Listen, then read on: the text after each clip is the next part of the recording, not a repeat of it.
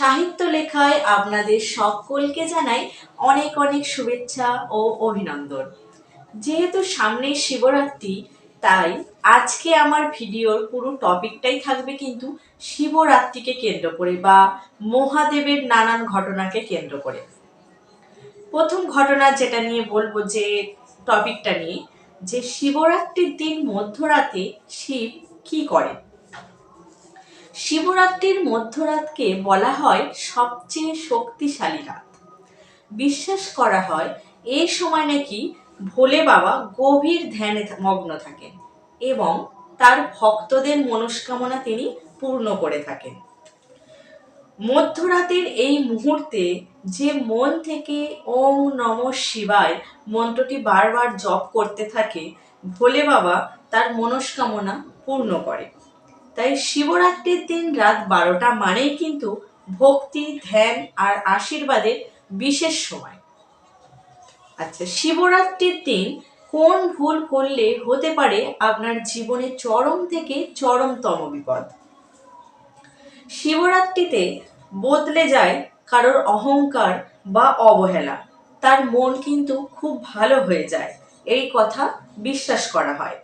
এই রাতে মন যদি পরিষ্কার রেখে ভুল কাজ থেকে দূরে থাকা যায়, তাহলে সবচেয়ে বড় কিন্তু সুরক্ষা পাওয়া যায়। শিবরাত্রির আসল রহস্য লুকিয়ে আছে কোন ঘটনায়, সেটা এবার একটু জানবো।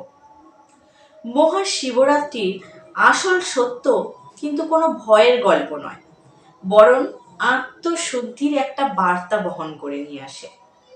এই রাত শেখায় অন্ধকারের মধ্যে কিভাবে আলো খুঁজতে হয় আর নিজের ভিতরের নেগেটিভ এনার্জিকে কিভাবে জয় করতে হয়। শিবরাত্রির রহস্য লুকিয়ে আছে ভক্তি, ধ্যান আর নিজের পরিবর্তনের শক্তির মধ্যে দিয়ে। এবার জানবো শিবরাত্রির দিন কোন 5টি কাজ করলে বা কোন 5টি সংকেত আপনি পেলে জানবেন যে ভোলে বাবা আপনার প্রতি খুবই সন্তুষ্ট বা আপনি শীঘ্র ভোলে বাবার আশীর্বাদ পেতে চলেছেন। কোন সেই 5টি সংকেত এবার জানবো।